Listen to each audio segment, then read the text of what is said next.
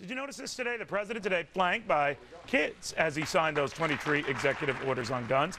But these kids are facing another threat that the president did not mention. I'm talking, of course, about the nation's soaring debt and the nearly $52,000 each American will be saddled with, including these kids, actually disproportionately for these kids, because when they're adults, I'm sure that number will be significantly higher.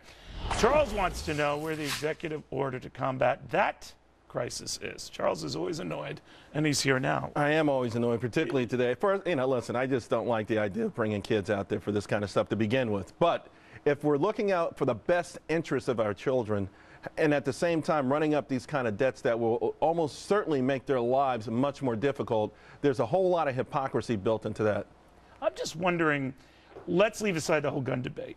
Wouldn't you want to talk about kids and what they're going to be saddled with on the right or the left unless we get the spending under control? You could just as easily use them to point out, because Republicans won't give in on, I don't know, defense.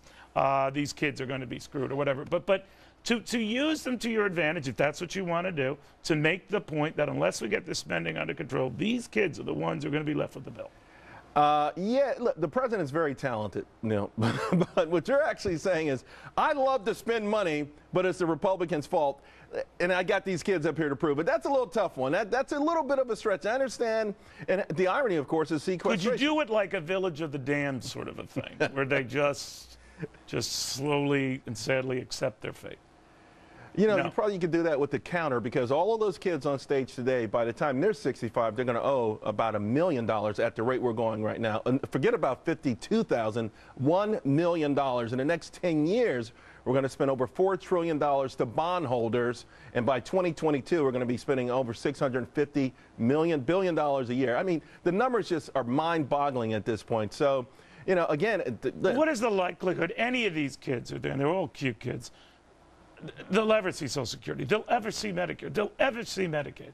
What is the likelihood of that? You know, the likelihood is that possibly they could, but with what kind of money will it be paid out in? You know, it would be something akin to monopoly money. I mean, the type of money printing you would have to do to pay it out, and the sort of hanky-panky you have to do with the books, it wouldn't matter. I mean, okay, here's your $700 and a loaf of bread is $800, you know, so yeah, right. Technically we kept our promise, but the fact of the matter is it's a moot point.